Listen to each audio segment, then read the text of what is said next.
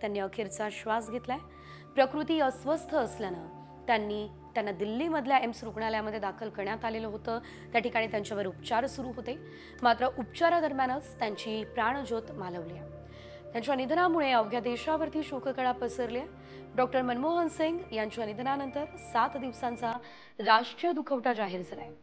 आजचे सर्व सरकारी कार्यक्रम रद्द झाले। त्यांच्या पार्थिवावर उद्या शासकीय इतमामात अंत्यसंस्कार करण्यात येते।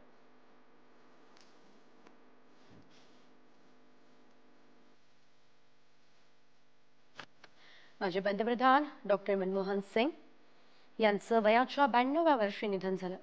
जागतिक कीर्तीचे अर्थतज्ञ हरपलेले। सध्या जर आपण बघितलं तर स्वातंत्र्यापूर्वी जन्मलेले एकमेव पंतप्रधान आपल्यात होते, मात्र काल त्यांनी अखेरचा श्वास घेतला। 1962 मध्ये ऑक्सफर्ड विद्यापीठातून त्यांनी शिक्षण घेतलेलं होतं। केम्ब्रिज विद्यापीठातून त्यांनी PhD ची पदवी प्रदान केलेली होती। हिंदू महाविद्यालयामध्ये त्यांचं शिक्षण झालेलं होतं। एकंदरीत मनमोहन सिंग यांची जी कारकीर्द राहिलेली आहे ती संपूर्ण देशासाठी फार महत्त्वाची ठरलेली आहे।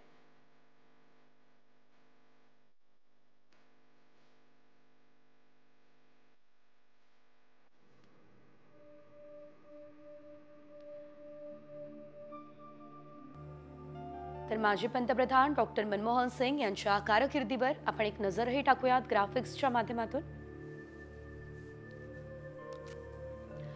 1971 मध्ये वाणिज्य मंत्रालयातून आर्थिक सल्लागार म्हणून काम मनमोहन सिंग यांनी पाहिलं।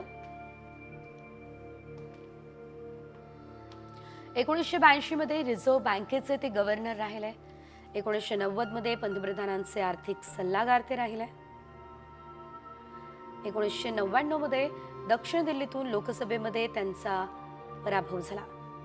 1991 मध्ये मात्र नरसिंह राव सरकारमध्ये ते अर्थमंत्री म्हणून काम बघत होते। 2001 मध्ये राज्यसभेचे विरोधी पक्षनेतेपदी त्यांची निवड झाली। 2004 ते 2014 सलग 10 वर्ष भारताचे पंतप्रधान म्हणून त्यांनी काम पाहिलं।